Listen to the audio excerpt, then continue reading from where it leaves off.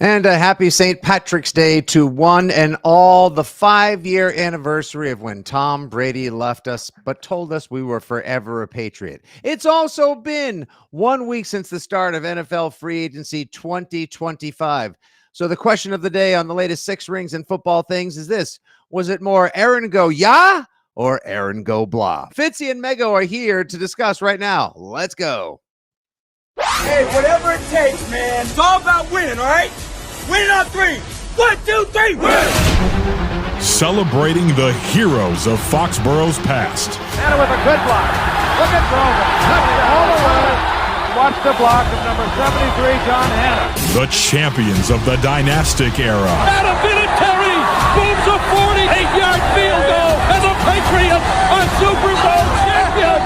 The Patriots of tomorrow. We're going to remove entitlement from our football team. We're going to earn the right to be here every single day. And the fans whose faith never wavers. This is Six Rings and Football Things.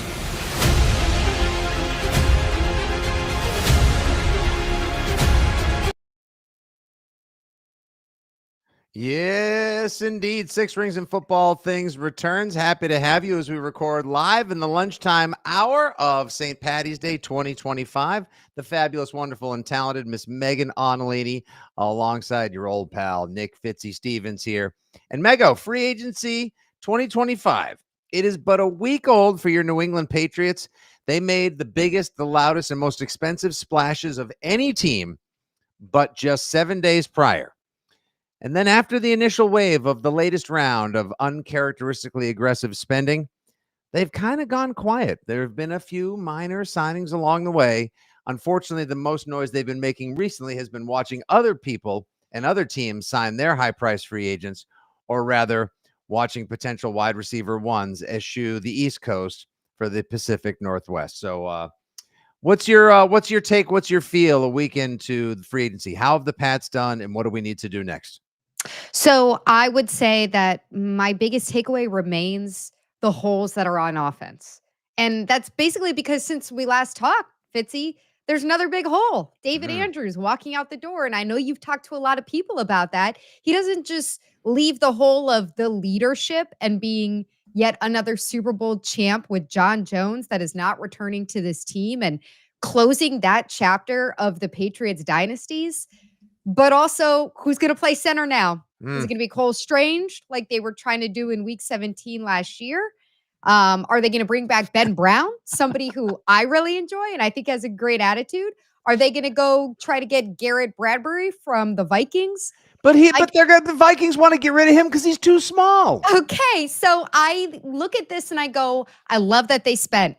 I love the defensive identity they're putting together, but you can't sit here at this point in the calendar and say, well, they got a lot figured out, because 3 of the most important offensive positions outside of quarterback are giant question marks. Giant question marks. That's what I leave free agency with right now. Oh, no. We were supposed to leave it with confidence and a rebuilt defense and an improved offense. And instead, as viewer Burley Sullivan points out watching live as we record the latest Six Rings and Football Things, how did the Patriots manage to get worse on the offensive line after the first week of free agency? Did they, though? Did they? That's debatable. I like Moses. That's a Morgan great Moses is great. Schweitzer, are you a fan of Wes Schweitzer? I think that's and maybe a nice depth piece. We'll see. But look, you don't have a left tackle. Now it seems like maybe you don't have a center. You also might be in a little bit of trouble at guard. So I don't know if it's worse. From that, everything's fine. It's just kind of confronting the issues that you had last year and saying free agency is not going to solve all these problems. Your problems are very, very expensive ones. Chris Godwin, and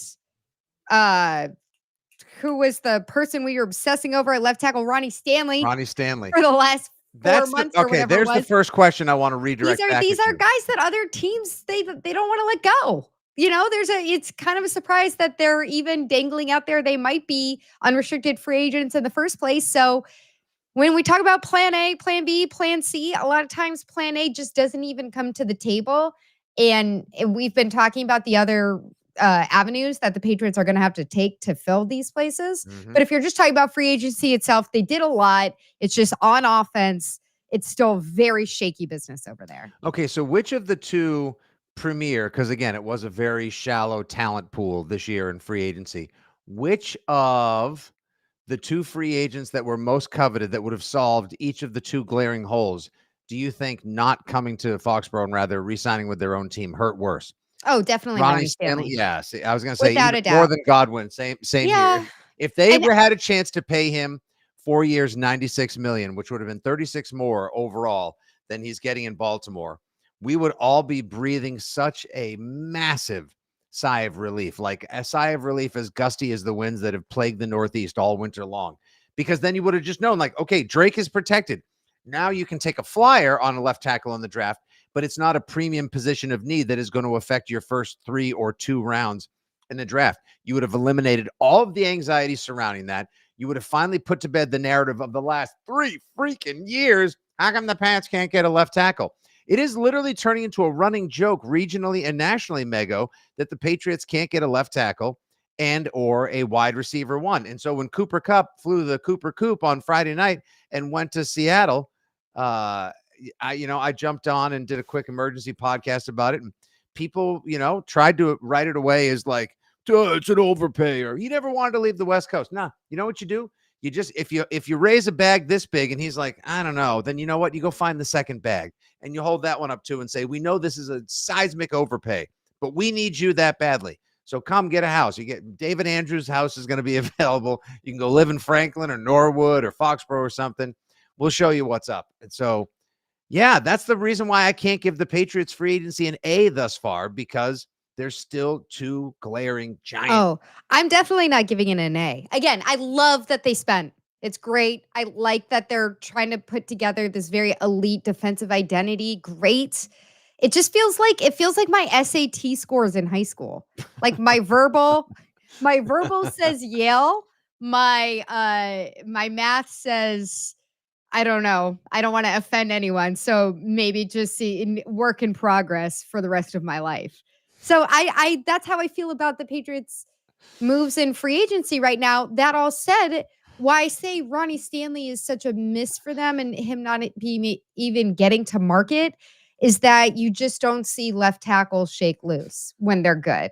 So wide receivers, we get to this point and I see people in the chat already saying like, hey, look, it's only March. Why are we freaking out? Why are we panicking? We're not, but we are looking at major holes on the offensive side of the ball. And wide receivers will shake loose. Wide receivers will get released. Wide receivers around the draft will suddenly get traded. And guys like Brandon Ayuk and Tyler Lockett and who knows. And there'll be a big trade that nobody saw coming. And Randy Moss got traded back in 2007 during the draft. These things happen, but they don't happen with left tackles unless you're the Commanders working with the Houston Which, Texans. by the way, can I just say for you as well, your team is going for it. You have covered the Patriots regionally for years now. Dietrich Wise and John Jones, locker room leaders, community pillars, and still pretty damn good role football players have joined your team. You guys your team traded for a top 5 left tackle. You gave up a boatload of picks, but you still had plenty to offer, and that's a pressing need for a team that made it miraculously to the NFC Championship and realizes, hey, you know what? A lot of times Super Bowl teams have to take a step back. Why not us? And why not now? They went for it, and I freaking love what the Commanders have done this offseason, and you should be too. Also, shout out to all of our viewers on YouTube, X, Twitter, Facebook, and beyond. A regular in the chat, Jeff Stenberg. Has Fitzy mentioned Lad McConkey yet? I'm ready to play the drinking game. We'll all be hammered by one. No, I haven't. But I'm still, the more I hear people like say Lad Tricks Day is what that game Lad is. Tricks Day. I love it. I'm going to buy a freaking Lad McConkey Chargers jersey and I'm going to wear it. I'm going to wear it to home games and people can boo me and throw overpriced hot dogs and beers at me all they want because it still hurts to this day. And so when I have to listen to Todd McShay on our old pal Brian Barrett's podcast the other night, talking about breaking down players in the draft, what they thought about free agency and how that's going to affect a number of teams' efforts to secure glaring needs. When Todd McShay says, if Jalen Polk has a bounce back season, I mean, it's tough not to bounce back from 12 for 87 and 2 touchdowns for God's sakes. But if Jalen Polk can bounce back, really take better coaching from Vrabel, McDaniels, and, elevate his game this year, he might be a solid 3 or 4 option one day. That's what you took. That's what they took. That's how I don't want Elliott Wolf anywhere near the button that says draft this receiver now, anytime soon. Just get him away. He has continued this lineage of horror that has been the Patriots not being able to draft and develop receivers, Mego. Yeah, and I agree. But again, like with the receiver position, I'm just less concerned because receivers move. With the offensive line, I think it's okay to sit here in mid-March and be concerned that you added a right tackle in free agency, and other than that, you lost a guy. You released David Andrews, and I'm sure there's good reasons behind the scenes. He's 33 years old. He only played 4 games last season. Everybody loves David Andrews. I'm sure that Josh McDaniels coming back into the room would have loved to work with David Andrews again, but there's clearly a reason that he had to get released, whether it's because of injuries, health, age, durability. Actually, the word is over the all of it. weekend, Mego. He failed his exam. Like his shoulder still Okay. just isn't ready. So when I said last week, selfishly, I kind of hope he retires because 10-year career, 3 Super Bowls, two championships. Like you got generational money, like, and you're a smart guy. You're already on a podcast. You'll be in broadcast. Like, take the major W's that your 10-year career, being an undrafted center out of Georgia, have given you. Walk with those blessings, and be safe and smart. I think like when we look at these positions on offense, Fitzy, what I was thinking about last night when the Bengals news came out about Jamar Chase and T. Higgins both Good getting for them. extensions and so much guaranteed cash. So kudos to Cincinnati for doing Joe Burrow a solid. What I thought about was it last year or the year before? When Cincy came out, there was so much smoke around T. Higgins already at that time, the first time that they tagged him, before they tagged him, saying like, oh, could the Patriots get T. Higgins? Who else wants T. Higgins? And they come out and basically say, get your own T. Higgins. Like, this is our player. You want star receivers? Go out and draft your own star receivers. And I think that once again, this is just a lesson in the Patriots having to sit with the consequences of their past drafts. And we've been talking about it for 5 years at this point, as you noted, basically since Tom Brady left in 2020, and we were all depressed for many reasons back then. That damn Hulu ad, I still get mad when I see it. But this is why the draft matters so much for those positions, and why it's frustrating to sit here and look back and see that Cole Strange was taken in the first round. All due respect for somebody I like a lot, and I want to be able to play center or guard this season. But you need to be looking at the prime positions there, because a lot of times you just don't have the opportunity unless everything falls correctly in free agency or a trade to go and fill those positions. Yeah, I know Pat's fandom at large, Pat's Nation, has had their odds and issues with Robert Kraft in recent years, pretty much basically since Tom Brady said he was forever a Patriot and walked away. So, it's been a rough half century for he. Obviously, it didn't end well for Bill Belichick here after such a glorious 2 decades together. But he looks great doing beach yoga, and I'll just leave it at that. My God, oh Jordan. But the one thing that Robert Kraft said that I believe is inarguable and indisputable is you got to build good teams through the draft. When you sign in free agency like the Patriots did, they shored up a number of their holes and points, and issues on defense. That's great. Maybe Milton Williams will be the new Jeffrey Simmons, as we read about over the weekend. I believe that was in Mike Reese's piece at ESPN.com, that he's going to do great. Robert Spillane may become a new all-time favorite Patriot as well. And Carlton Davis opposite Christian Gonzalez, who one day is going to get paid now that we saw how much Derek Stingley got paid to be a CB1 with the Texans. They may be shutdown city. That's great.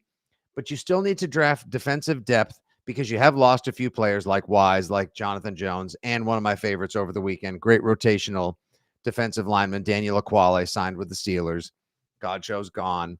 And on offense, I mean, you got Drake. It's still Drake and sure, Hunter Henry's a nice piece. Yeah, Hooper's depth. Ramondre, the jury is out for some.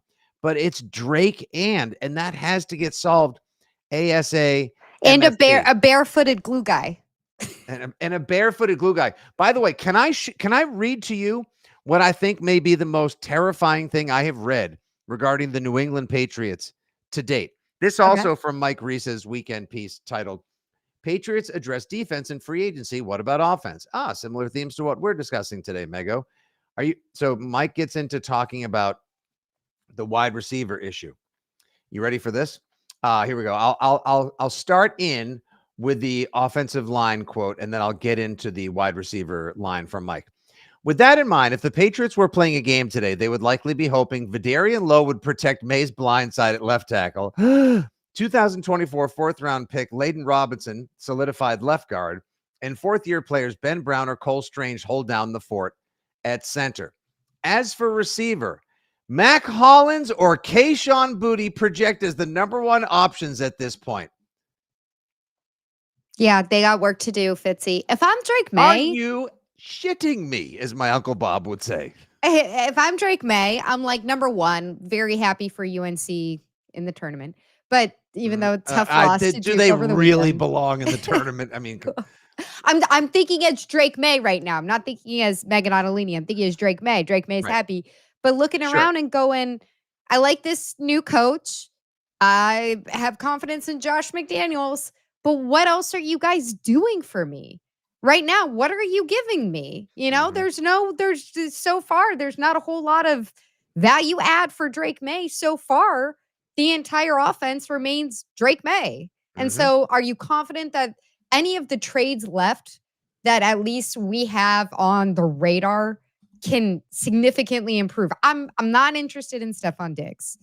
I think it's I'm not either. And what about Keenan Allen? I mean, or Keenan Amari Allen. Cooper? Like, Keenan Allen and Amari Cooper, like, I guess those are upgrades, but for the amount that you'd have to spend on them, I don't think that is necessarily the answer either. You know, I don't know. Could you get an Ayuk? Could you get Tyler Lockett in a trade? I'm not sure. I he's think been that fully those released. Tyler Lockett is I'm just out sorry. there. He's out there in the wild. Catching up this Monday. He's Tyler Lockett. Tyler Lockett is crushing Borgs in Southie right now. Like he's Oh my God. what is wrong? By the way, what is What wrong with I people? didn't know what that word was until I don't. yesterday. I knew what it was long before that. It was the Okay. collective of robots in space from Star Trek many years Okay. ago. Cyborgs? Yeah, exactly. The Borg, the collective, the hive mind. Okay. They look like those stupid little sugary drinks we drank as kids called Hugs, Oh except like yeah. those But sugary jumbo. awful. Yeah, but it just jumbo Hugs. And what does it stand for? Like blackout something. I don't- Blackout rage rage something. juice. I don't know. No, that'd be Borgia. Blackout rage gallons, I think, or something like Oh, that. that's what it is. Anyway, You're right. long story short, we're screwed as a people. We already knew that for a million different reasons. But man, okay, hold on. So people see Mego, I'll take. So if people are so wide receiver one desperate, Ultima Josh, I'll take Diggs. Cliff Miller, trade for CD. Why would they give up on CD Lamb just because they're a No. little cap strapped? He's awesome. Okay, Robert Louis Steele the fourth, a regular here. I love the Olave possibility. Yeah, Chris Okay. Olave underperformed and has been a little bit dinged up in recent year. But he could be really good still. Why would the Saints just decide, you know what, we're not gonna pay this guy. We're done. Because the Patriots want him. That's why. Mhm. No, I don't know that they do. But again, this is where I was very interested in some of the comments that came out at the end of last week from the Patriots saying, you know, it's March. We know that what we have in the room right now is not what's going to win games for us, that there's still more work to Mhm. do. And it's like, yeah, no shit. Because what you have in the room right now, you can't even field the offense right now. All right, so let's go to so you guys, if you want to get some of the latest scoops as well outside of Six Rings, there's the Mike Reese piece as well. He talked about the Milton Williams and Jeffrey Simmons. And look, I love all these defensive pieces. And like we outlined last week, Mego, it made sense for the Patriots to go headlong, more expensively, more aggressively, and deeper into the defensive free agency pool because there was more talent on that side. Yeah, they were available. And I see again, like Mhm. we go through these, but newsflash from Andrew Murray, left tackles and wide receiver ones don't make free agency unless they are washed or total pains in the ass.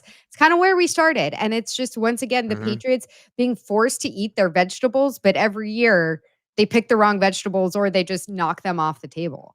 Damn it. So Stop trolling me, Jeff Stenberg. We can't get McConkey unless there's another one out there. All right, yeah, let's talk Lynn Swan out of retirement. This is how crazy we've gotten. I do want to share this from Karen Garigian's piece over the weekend. From her news and notes, for the Patriots, the Travis Hunter question looms larger than ever is the headline. The long and short of it, was that the Patriots signed Carlton Davis, and now they've got a dynamite, maybe a top 2 cornerback tandem in the NFL now with Christian Gonzalez and Carlton Davis. That's great. And so she asked, what happens if Travis Hunter falls to number 4 and he's available when the Patriots are poised to make their opening pick in this draft?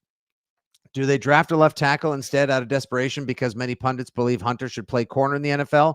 Answer, they better not. If they do, they're crazy. Ready for this? This is a nice little mic dropper here for Karen, who's the best, as you full well know.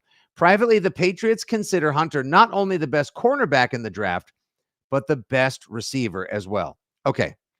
So if she has, and her intel is unflappable, if her intel is that inside the building, the Patriots believe the top corner and the top receiver are the same person, and you can figure out a way in combination to try to use him. Let's say you treat him like 2004 Troy Brown. He plays corner if he needs to, but otherwise he's a receiver. Or you just make him a receiver and you put him in as a third corner, Hail Marys, some little slot action, maybe 15 plays on defense when they're like when you have big drives, you have moments where you got to get a stop. I think they would want to use him more as a receiver. Then I saw someone who's going to be joining us on the show soon, at Scouted, SCOUTD on Twitter, pointed out earlier, Travis Hunter and Chad Ochocinco are the exact same size. 6'1", $188.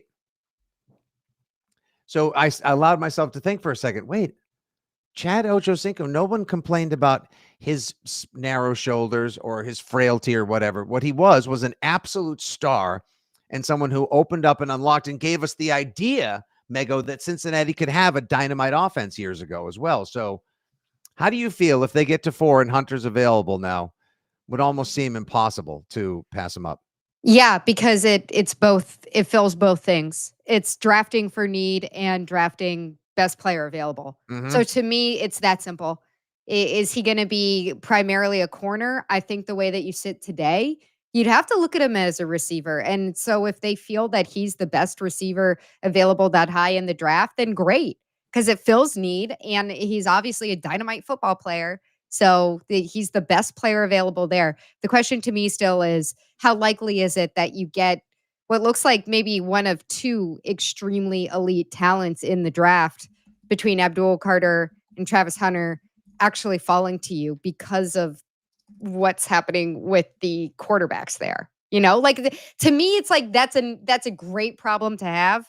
If you're sitting there and you're like, oh, I don't know, which position is he going to play? I don't care. Take him. He fills a need and he's the best player available at 4 without a doubt. So take him. Figure out what to do with him as well. Now you see, okay, so people are saying Hunter gets hurt if he's playing that many snaps. You can create 2 holes on your team instead of 1 now at this point. Not really, because you already have 2 starting corners. So that doesn't create a hole. If he can't line up at receiver because he's hurt, then you're down a receiver and you don't get to have him as a bonus over on defense. Ben Weaver watching live on Facebook. I'm not sure Hunter falls to 4, but if he does, we should sprint to the podium. Are you at all biased or fearful of the idea that he was playing in Colorado against like mediocre secondaries and didn't do what he didn't get 96 catches, a dozen touchdowns, 1,300 yards in the SEC or the Big Ten? I'm not, just for full disclosure, because he was also playing full-time cornerback at the same time that he put up those numbers. I'm not. I think that at this point, people put a little bit too much stock into which conference guys are playing in or which program they're coming out of. I think there's so many other variables there that's not something that I would put high on, like, oh, he's out there, he's not in the SEC. He's not even in the Big Ten or something like that. All right, this is a great one. Mike Dickinson watching live on Facebook. Travis Hunger. That's actually what you have. If you want Travis Hunter drafted, you have Travis Hunger. Travis Hunter at the top, then trade back into the first round for James Pierce, edge rusher, who looks like Abdul Carter Light. He was a stud at the combine. Yes, he was. He was also a badass at Tennessee for a couple of years as well. I see. That's, to me, now I know, Mego, we're a month and a half away from the draft, and we still have time to read 10,000 mocks, make our own.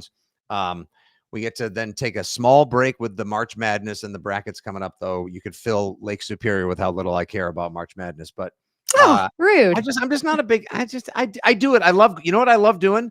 leaving it on in the background as white noise, filling out some brackets, pissing away money, and then occasionally going to a bar or something or a sports book on the weekend when there's 19 games on and just catching the din of mania that for all the other people that really care about it. But I'm not that big a guy on it. Anyway, my dream is for the Patriots to take BPA at 4 and then identify their favorite player that's still available in the late teens or 20s, and then use some of this draft capital. Hell, if you want to send Joe Milton somewhere for a third rounder and have a bunch of thirds that would allow you to get back in and target a tight end or a tackle or Matthew Golden or like a James Pierce, who is a really good edge rusher, that's my dream. I agree. And I think what is tough for the Patriots where they sit right now is it's still so early for the draft, but between drafts, waiting for somebody to shake loose for a trade, um, waiting to see if somebody else is kind of surprised released. It's just so out of their control. And I think that's why you hear people get worked up about they're pivoting to this, they're pivoting to that, and none of their plans are working out. They can't get these, top flight left tackle, wide receiver options. And it's like, well, it's not in their control. Even the draft is not in their control as much as it should be because they're waiting to see, all right, are we going to be sitting in a typical situation of quarterbacks going very high? And then you get the best player available and it's a blue chip player who fills a real area of need for you? Or are you going to have to try to finagle some kind of trade to get some middle, to add that extra value because you're not able to get it at the 4 spot where you are? Yeah. There are a lot of tackles by all accounts. Josh Simmons, Ursary. I think Membu's going to go way too early for them now at this point. Yeah, I like Membu though. Yeah. That's my guy. That's a big, tall, fast son of a blank right there. Yeah. Michael Bell asked, do you see the Pats trading up to get Hunter? No. If anything, I think they wait for 4. And if 2 quarterbacks, your Pats fans go to bed every night just hoping, praying, wanting, and wishing, A, to wake up the next day, B, that we all live to see the draft, but C, most importantly, Fitzy, what's going on in your world? 2 cornerbacks. I'm in a gratitude circle. I'm happy. I just want, like, everything starts with like, well, I just want perspective. People get all in and all this, all over this stuff and freak out. Like, let's just start with like the sun rises, have a nice breakfast, play with the kids, get ready for work. Oh, and then start freaking out about the draft because we got a lot of time before, and I don't want people to burn out on it. That said, you just want 2 quarterbacks taken before the Patriots. That way you have your choice probably of Carter or Hunter, perhaps. And what's Andrew Dickinson? Good question. What's the over under they trade out of 4? What do you mean by that? Meaning, like, what would you say the odds are? I would say it's probably that they're trading out, that they're trading back. 75. They're not trading up. Yeah, I think they if would they trade can back, if anything, if they can find a trade partner back, especially if Travis Hunter is off the board, Abdul Carter is off the board, and they can trade back and find a partner that makes sense for them to get a tackle with whatever first round pick they move to, that feels very likely in that specific scenario. Absolutely. If there's somebody that they think is as good or as essential to their future plans as a Hunter or a Carter, step back, pick up that extra second or third. Probably not another one. Certainly not this year. Maybe 2 years down the line. But I think you have too many pressing needs to be playing draft roulette like that as well. Tight end out of LSU, Mason Taylor. Haven't seen much of him. Haven't heard much of him as well as tight end savvy as I've tried to be in this year's draft. I know everyone's crazy about Tyler Warren out of Penn State. Look, if the Pats decided to get crazy, trade back a few spots, grab him, and then pick up extra draft capital, I wouldn't kick that scenario out of bed for eating pizza crust or crackers. No, and I think if you see what the Patriots are doing with their tight ends right now, like I like Hunter Henry a lot, and I think he's good for Drake and he's good for the locker room. Between him and Austin Hooper, it's not like there's a long-term plan there. So I wouldn't be surprised if they went at some point in this draft, went for a swing at a tight end that they feel really strongly about, because they're not like stopgaps, but it's not the long-term plan for that position. Yeah, there's a bunch. Mason Taylor, Gunnar Helm, Loveland out of Michigan. He can't block worth a toot, but he's a hell of a speedy tight end with great hands. Obviously, Tyler Warren's at the top of the keep. McShay said he's probably the closest thing to Gronk that we've seen since Gronk. So I know that's a lofty comparison, but Plenty of time. We shall see. Oh, that's right. And the tight end from Bowling Green. Good point, Daniel Cardwell, as we wrap up. That kid had a monster year last year. Let me put his name out there, Mego, as we wrap up. That gentleman's name is Harold Fannin Jr. There you go. Burn that into your minds, everyone. Harold Fannin Jr. All right. Any last HFJ, WHFJ, WHFJ. Any final thoughts, Miss Ottolini, as we wrap up another fine episode of Six Rings and Football Things? It's just still a lot of work left to be done. Like I said, the biggest takeaway, you're probably not going to find left tackles and wide receiver ones in free agency, but the Patriots, they've got a big incomplete on the side of the offensive side of the ball. Yeah, my overall free agency grade is a B thus far. Like it's like an 86, 85, 86. I give a B minus just because those are such huge positions. Yeah. And again, very difficult to do in free agency. So it's kind of like the curve of free agency. Love what they're doing on defense, but I got to see what shape it takes on offense. Cause right now there's no shape. It's just Swiss cheese. It's like a Baby Bell. It's like, it's got a shape, but it's like soft. It's like a soft spreadable cheese. That's delicious. And now I'm hungry. Or like a baked brie. You got to bake the brie. That's what you got to do. You got to bake the brie. That's right. And then you need something solid to be able to get in after that brie. Let's go. Yeah. All right. On that starving, delicious, and savory note, have a wonderful St. Patrick's Day to one and all. I know, I'm freaking starving. Can't do these around lunchtime, Mego. All right, everybody, have a great St. Patrick's Day. If you happen to have caught this live or listened to it early on, she is Miss Megan Ottolini. Follow her on the X at Megan_Ottolini. Your old pal, Nick Fitzy Stevens at FitzyGFY, here with you as well. We're getting out of free agency. We're getting into mock draft season a little over a month to go. So much excitement, so many analysts, so many great guests to come here on Six Rings and Football Things. Tell your friends, tell your family, tell everybody to make sure they subscribe on Apple Pod, Spotify, the Odyssey app, or wherever awesome football talk is found. Take care. God bless. Good day.